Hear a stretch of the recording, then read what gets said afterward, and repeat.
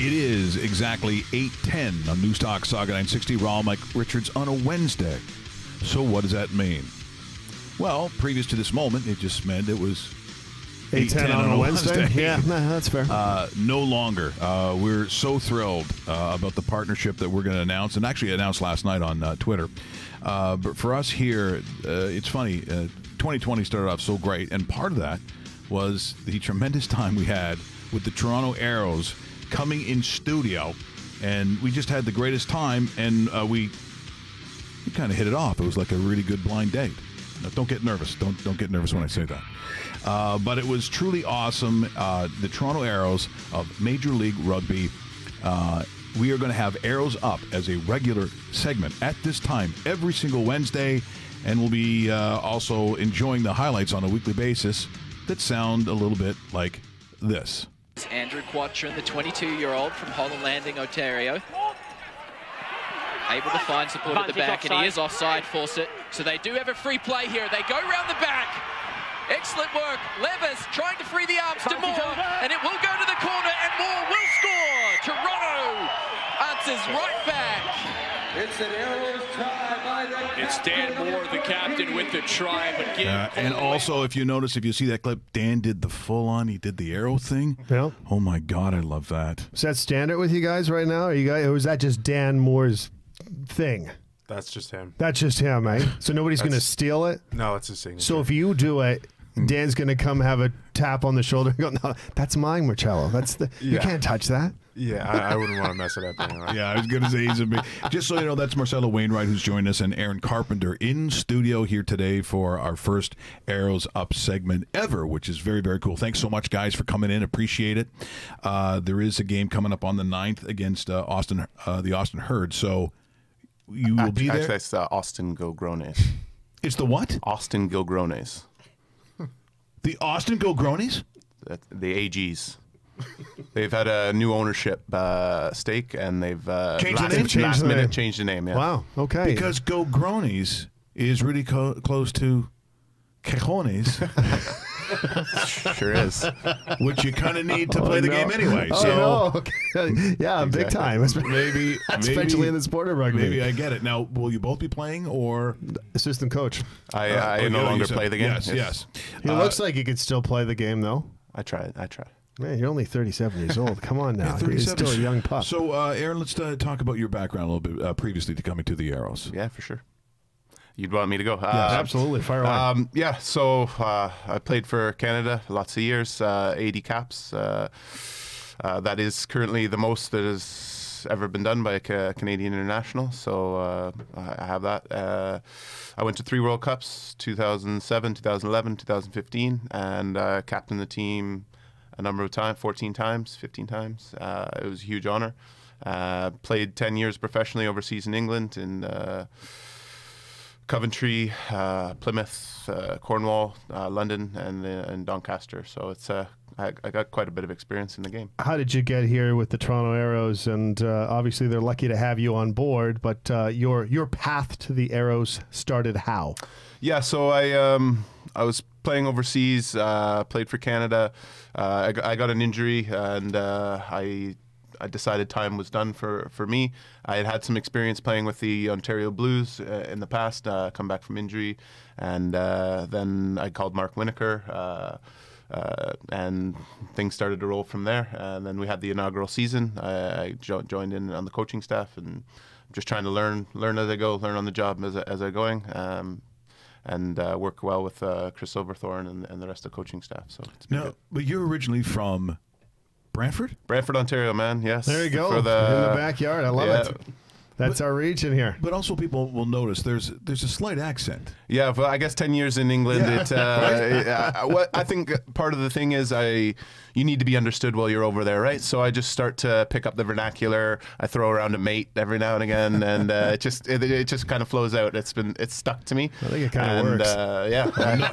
Trust me, occasionally if I go back to Ireland with the family, I don't talk like this. Yeah. Unless I want to be called a Yank and everything else, I just avoid the problems. Use, as you could say, the vernacular. Use the slang. Yeah. Slip in side of the bookmakers in the pubs, no one's the wiser because it makes life a lot easier. Well, that's pretty funny because most of my time over there, I got confused for Irish with the accent because it's a bit of a mongrel between Canadian, English, Welsh, whatever. Like it started. They were like, "Where are you from? Where are you from?" And I'm like, Canada." They're like, "Nah, you sound Irish. Yeah, I don't believe you."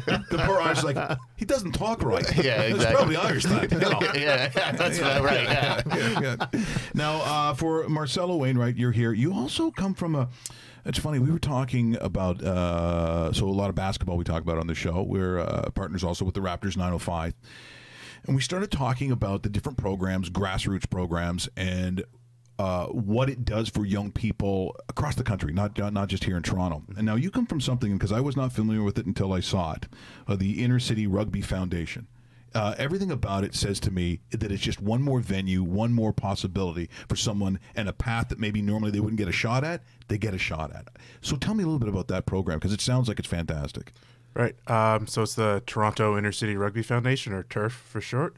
And yeah, it's a great organization. I think started around 10 years ago or so, and basically it started at a high school, just trying to. There were kids who wanted to play in the summer. They maybe couldn't afford cleats, couldn't afford the participation fee, so just to remove those financial barriers so that they could play the game. And then from there, it's grown. It started at one high school. It's dozens of high schools around the city, and then the past 5 years, I think, we've had summer interns. So they go to elementary schools, summer camps throughout the sort of the university summer, and just grow the game, try to teach it to kids. And it's just simple games where they just get their hands on the ball and just get a little bit of exposure, so when they get to high school, it's not completely foreign to them. And yeah, just a lot of stuff like that, stuff for the community. They have scholarships, and they've helped me a lot, so that's why I like talking about it so much. Outstanding. Yeah, it's amazing, and I also think that, it could be a sport depending on one's background. Like culturally, we understand sort of where rugby's played, what parents, and if you're second, third generation. How did you come to with rugby? Why rugby for you? What was the choice? Was it just something you were attracted to? Is it something in your family that it would come up? Why rugby? Yeah, like most kids here, I started playing in high school, and it was sort of that first or second week of high school where I hadn't made a lot of new friends yet. So someone in my class asked me to come try it out, and I thought, yeah, sure, I want to make friends, and ended up loving it and just kept going from there. This is going to be your second year with the Arrows. For everybody listening, watching us worldwide on Twitch right now, what can a fan expect to go, what happens at an Arrows game when you guys actually are here in Toronto playing? I know you start off on the road, starting on Sunday in Austin, but when it comes back to Toronto in a couple weeks and you got your home opener and so forth, you've felt it, you've been there before, you've made some great contributions to the team. What is it like to be playing in front of the Toronto crowd? As a player, it's amazing. It's the dream was always to play professionally, but to do it in my own city I'd never even dreamt of it. So, absolutely. It's awesome to have my friends and family out there, but then just the people that just the general fans are really passionate. I mean, there hasn't been this sport in this country, professionally. There hasn't been an opportunity for them to go out and watch games at a very high level, so they're all really passionate, really excited every time we play. You talk about the Canadian content, Aaron. 28 of your 35 roster players are Canadian. That's amazing numbers as far as ratio. You don't get that in any other sport in this entire city, let alone country itself. That's kind of a really good selling block too, isn't it? Yeah, I think it comes down through our ownership. It's all about promoting the game in Canada. I'm a former Canadian national team player. I want to see our country do the best it can. So we're trying to build it on both coasts of this country, and in the East, we're trying to make players better and grow the game, like Marcelo said. That's what we need to do. Now, in different sports in this country, sometimes there's hotbeds of where it's a little bit bigger than it is in other places. If you, for instance, you talk about lacrosse, then it's like Whitby, and you talk about Peterborough. There's just certain places that, and out west, in the Victoria and so on. That's lacrosse. In rugby, is it the same thing?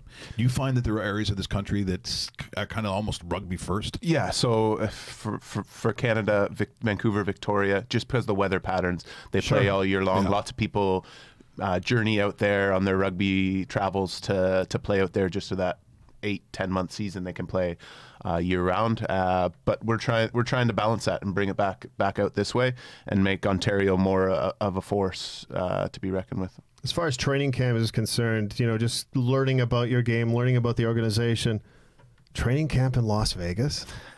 That could be trouble. Is that Bill's idea? Because I got a feeling. I think it might be Bill's idea, but the players are on board with that. How is that like out We there? might have twisted his arm. I mean, you could do a heck of a lot worse than Las Vegas. Man, that might be at the top of the list. What was that like, and just getting to know some of the newer players, and of course the returning ones like yourself as well?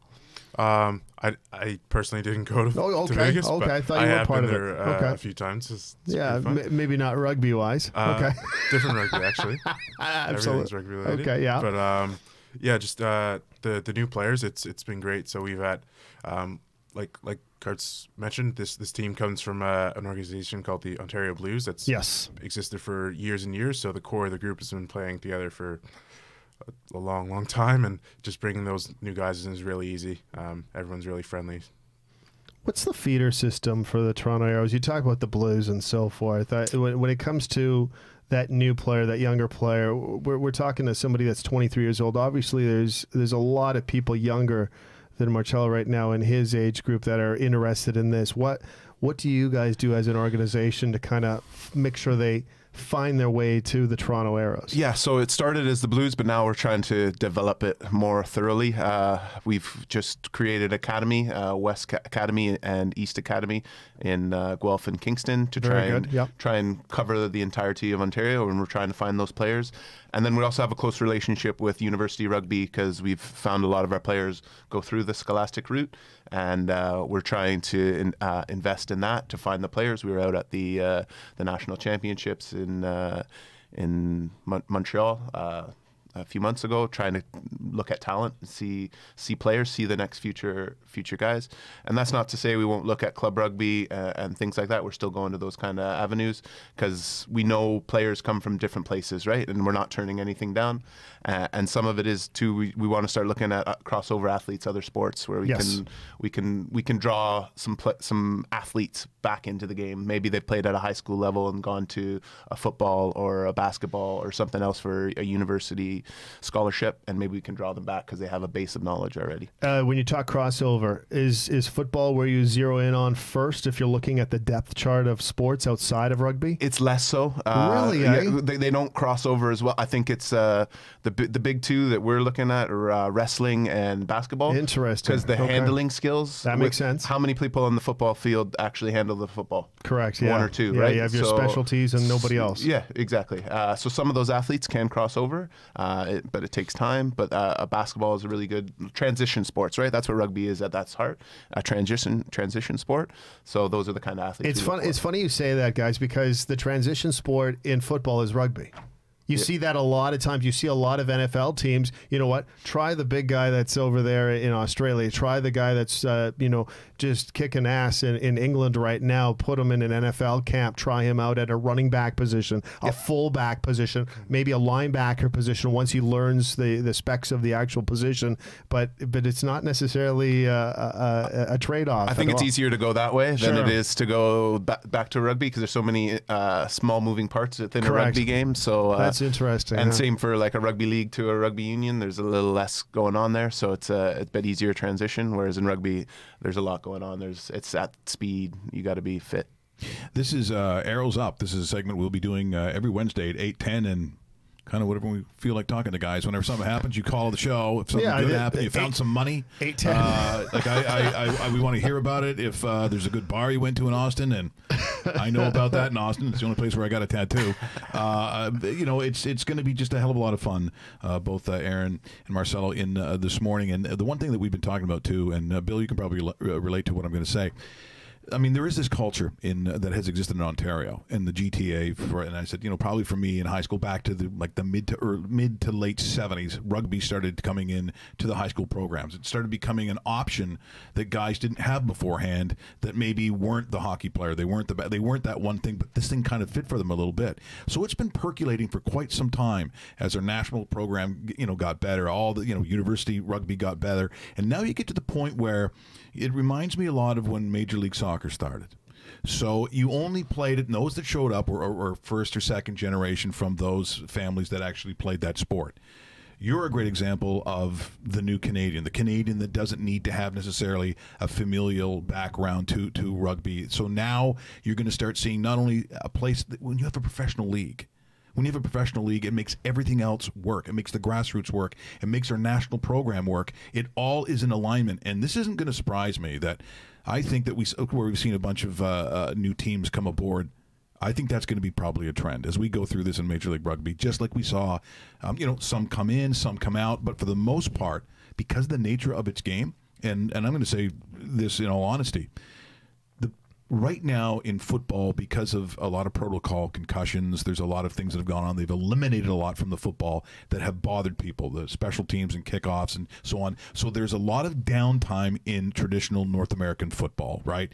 You get commercials coming in and out. They make a kickoff, they kick an extra point or whatever. There is a lot of downtime and no special teams where they're very cautious and for right reasons about, concussions and that kind of protocol. Rugby, once it gets going, it doesn't stop.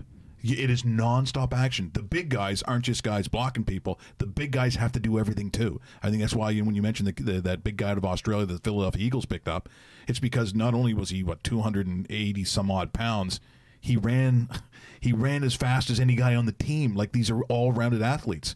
I see this catching on in a big way. I don't see this thing regressing. I think it's very forward, and this is what year number 3. This, when I'm watching some of the playoffs in San Diego and some of these other places, we're not talking about Des Moines. We're not talking about Grand Rapids. We're talking about Dallas. We're talking about New York.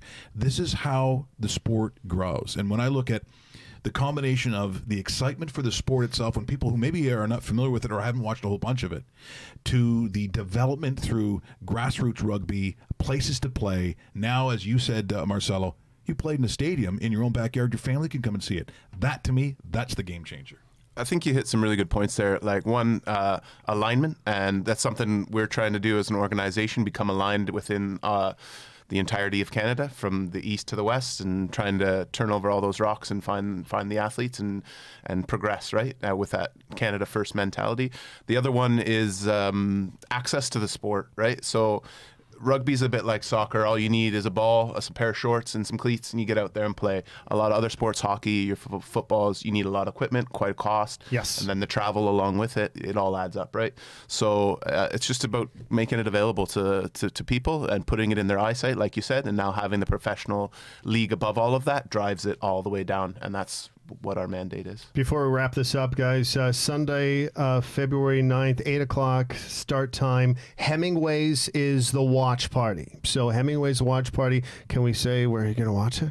Can we say? Okay. So I was surfing today the web, and on the TSN website is listed that the Arrows will be playing in Austin. That's your destination for the game, and of course they will be broadcasting that. Hemingway's is where you're going to go see the party, and of course in 4, 5, 6 weeks time you'll be in Toronto when the snow that we're about to get this weekend. When you guys leave, snow's coming, by the way. Eventually it'll be gone, and we look forward to being down at the stadium as well. And nice meeting both of you today. Best of luck in Texas, and come back with a W. Yeah, listen, I encourage you to get to Hemingway's. You want to see some of the players, you're a fan of the team, you can get out there, mingle with the boys, and be able to watch a good product on the field. So there will be players at Hemingway's on Sunday. Oh, fantastic. Okay. The non-traveling players. We're a very accessible team, and we try and be available for our fans as much as we can. So far, so good. Exactly. Thanks a lot, guys. Thanks for having us on. Yeah. They can pound back the pints. Within reason. No comment. We'll have somebody watch it. So Gilgronis is a drink. Is that what I understand? It's a drink. We don't. Yeah. Yeah, you're just responsible for the AGs. They're the AGs. They're the AGs to us. Just the AGs. I think some of them people text and go, "What the hell's that all about, man? What happened to the Herd? What happened to Herd?" Ed Marcelo thinks. Shortest named professional sports team name to go under.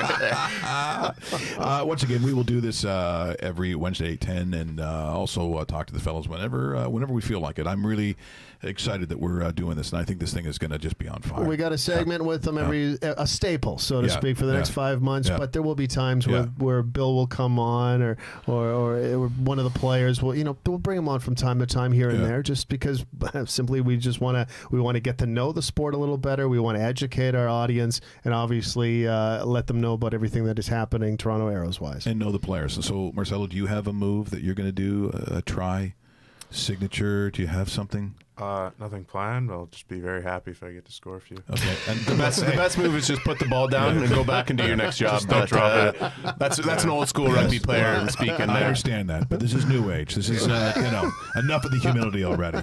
If you want to do, I don't know what you have planned. I'll think of something. and we'll look forward to it. Oh, that's awesome. Once again, that is Arrows Up. We will do it every Wednesday.